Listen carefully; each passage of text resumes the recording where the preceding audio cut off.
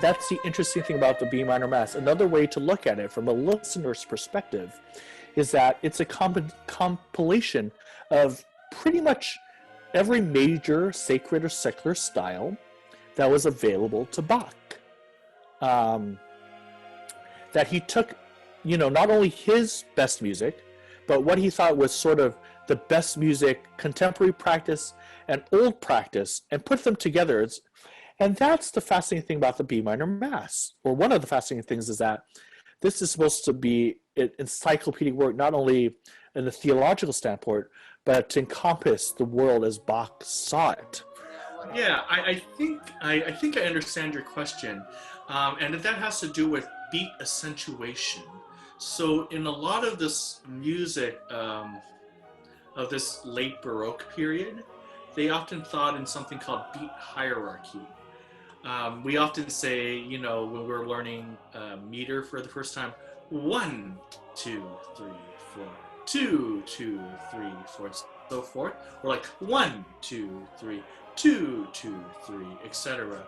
So that probably, in relation to melismas, that's probably what your directors were talking about. So in the example we just did, it's 16th notes, right? So beat 1 and beat 3 were emphasized. Right, because they were the start of the pattern and they fell on the strong beat. Notice. So, as I said, we've gone from the somber Kyrie. So we talked about, right, the Kyrie, the grand opening gesture. Right, very somber and that very sad, unyielding fugue, that giant fugue that starts. Of course, there's a beautiful love duet in the middle that is a duet that we don't get to sing as a chorus.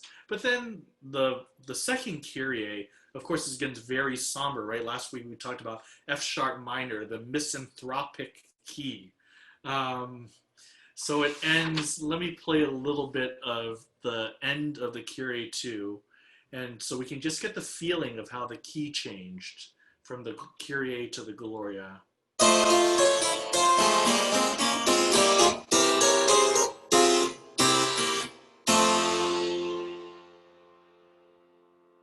Serious fugue, and then we get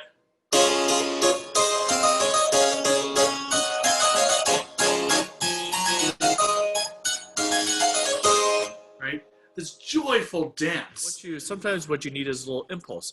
That was not great, but it's really dry in here. Right, but the impulse helps too. Another impulse you can do is just write that, imagine an H, right? Just a little H gets the flowing again. So let's do that again, one more time.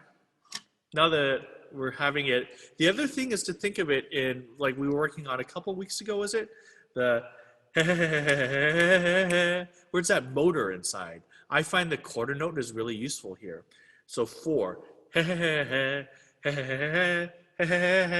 So if you can even put that in your body, kind of da da da da da da da da.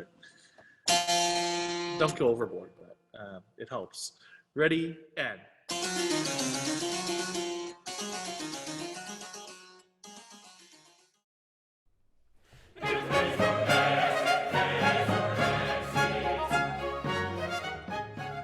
Et Resurrexit, October 28th, 2020. As we talked about last week, I really see the two movements we worked on last week,